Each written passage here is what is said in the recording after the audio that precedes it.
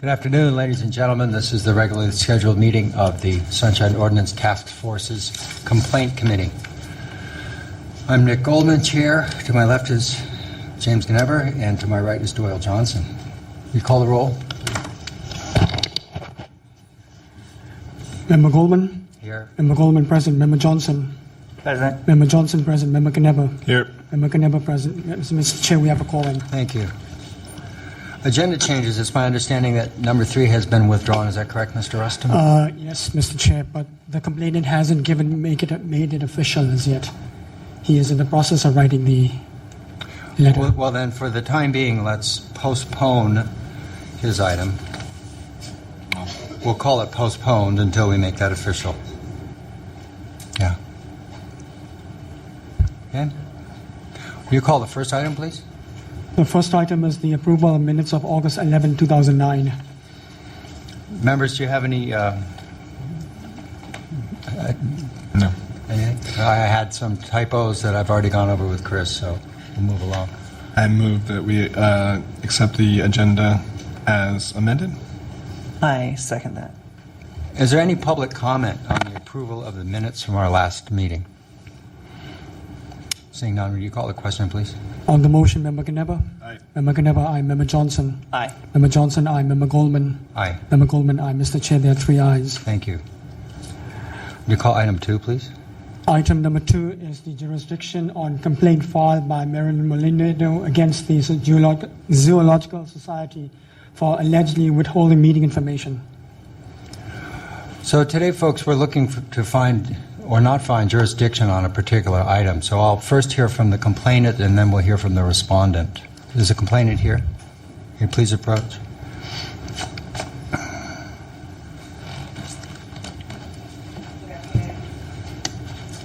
My name is Marilyn Molinetto, and I had requested copies of the board minutes and agendas and executive committee minutes and agendas from the San Francisco Zoological Society in sometime this year, in this summer. And I was very surprised to find out that they no longer considered the executive committee agenda and minutes to be public information. As I'd been previously furnished these agendas and minutes in August of 2008. And also, I'd like to call your attention to the fact that in March 25th, 2008, at the Sunshine Task Force Committee, the San Francisco Zoological Society agreed that they were responsible for complying with all facets of the Sunshine Law for the City and County of San Francisco, and would be conducting training for their staff to instruct them how to comply. In addition, Section 16.2 of the Operation Agreement between the San Francisco Zoological Society and the City and County of San Francisco specifically requires the Zoological Society to comply with all of the state and federal rules, including California Public Records Act. Since the San Francisco Zoological Society Board of Directors Handbook states that the executive committee may exercise the authority of the board, I think that it should be considered to be in the public domain as full board of directors meetings are. And that's my case. Thank you. You're welcome. Is the respondent here? Yes. Will you please approach and speak to jurisdiction, please? Thank you. My name is Edward Poole, and I'm a member of the Board of Directors of the Zoological Society and head of the Litigation Committee. With me is Bob Jenkins, who is Vice President of Institutional Advancement. He is here because he is custodian of records of the zoo. The question before the 3 of you today is, does the San Francisco Sunshine Ordinance Task Force have jurisdiction over a request under the Public Records Act made to the Zoological Society? Looking at Article 2, Section 67.5 of the ordinance, it says all meetings of any public body shall be open and public as governed by the provisions of the Brown Act. The ordinance then defines public body in 7 different categories, starting with the Board of Supervisors and down to an advisory board, commission, committee, or council created by a federal, state, or local grant whose members are appointed by the city officials, employees, and agents. The Zoological Society does not fall within any of these categories. It is a California nonprofit organization that is completely separate as a legal entity from any department of the city and county of San Francisco. The Zoological Society is not the policy-making body.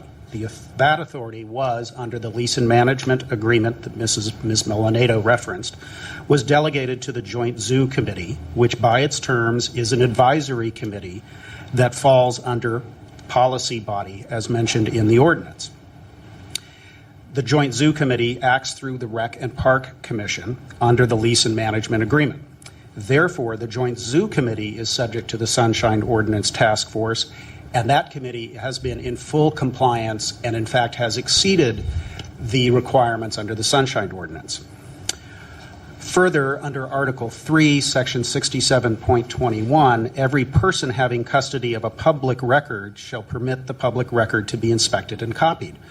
Public records are further defined in the California Government Code, Section 6252, as any writing containing information related to the conduct of the public's business prepared, used, or retained by any state or local agency.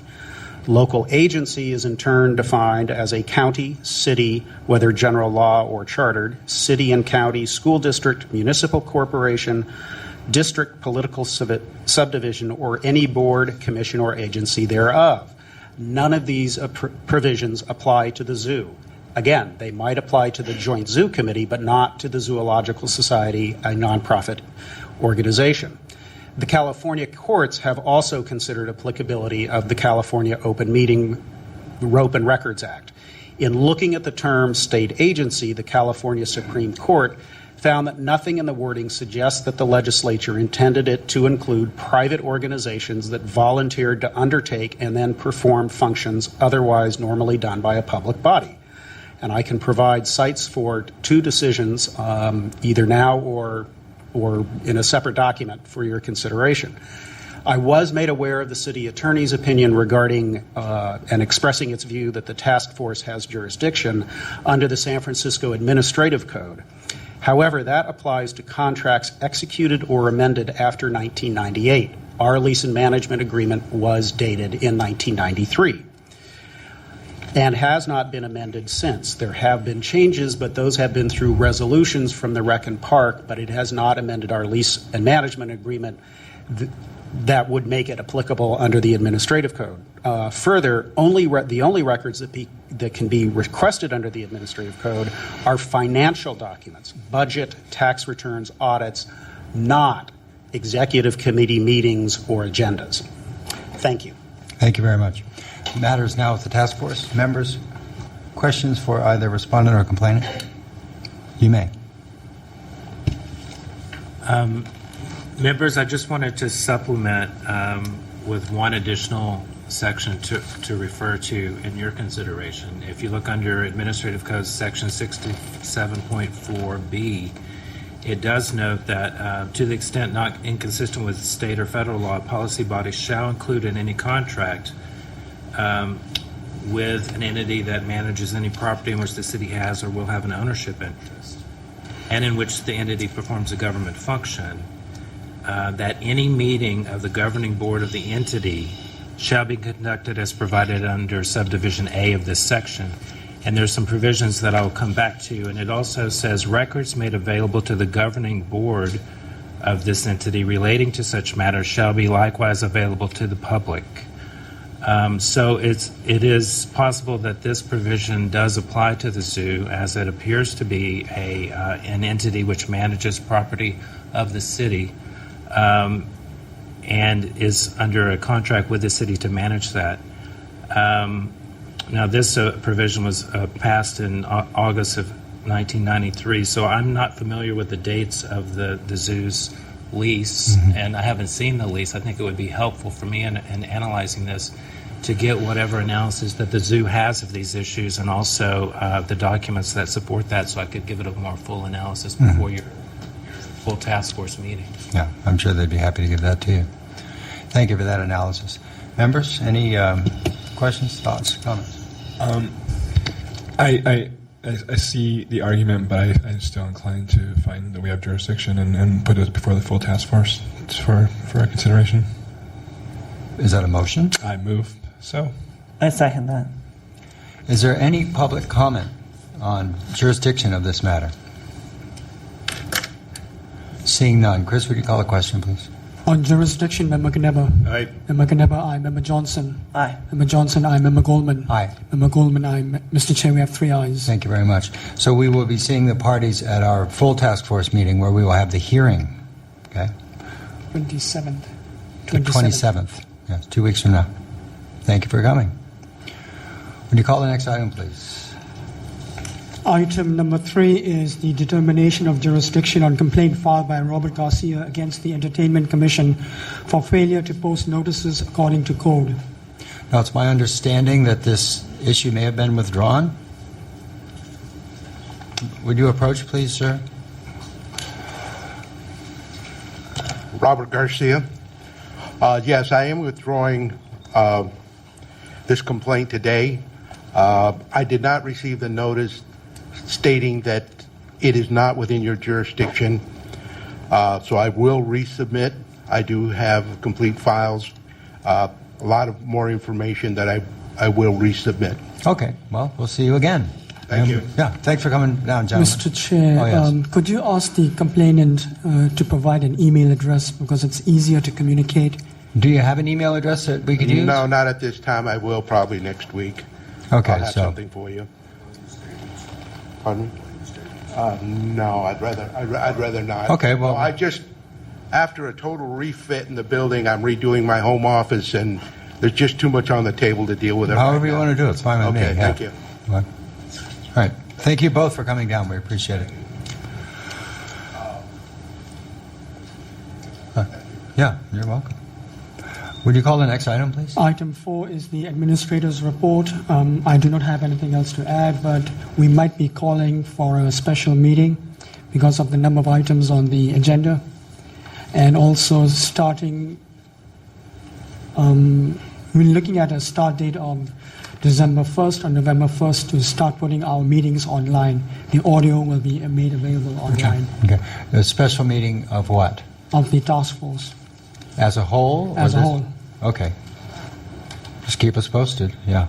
Yeah. Because, I know that that agenda is getting longer and no. longer by the second. Yeah. Yeah. So if there's a special meeting, there's a special meeting. Is That there, concludes my presentation. could you call number 5, please? Number 5 is public comment for items not listed on the agenda. Any members of the public wish to comment? Seeing none. Item 6 is announcements, comments, questions, and future agenda items from committee members. Committee members, anything? Is there still any word on the ad hoc committee that Chair Nee sent out? I haven't received any response from anybody. Okay. That's my only question. Resounding no. Sorry. Resounding silence. I would entertain a motion to adjourn. I so move. By a rising vote, we are adjourned.